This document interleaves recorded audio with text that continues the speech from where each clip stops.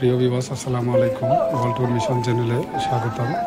আমি এখন আপনাদেরকে উপজেলা নির্বাচনের দৃশ্য বা পরিস্থিতি দেখানোর জন্য আপনাদেরকে নিয়ে আসছি ফটিকছড়ি উপজেলার ফটিকছড়ি পৌরসভার ৪ নং ওয়ার্ডের দক্ষিণ রাঙ্গামাটিয়া সরকারি প্রাথমিক বিদ্যালয় এবং দক্ষিণ রাঙ্গামাটি হাই স্কুল প্রাঙ্গণে।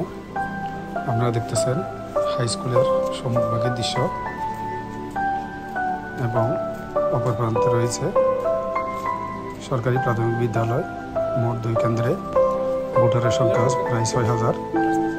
তো সর্বশেষ 12টা পর্যন্ত এখানে ভোট পড়েছে ১,০০০-এর কাছাকাছি।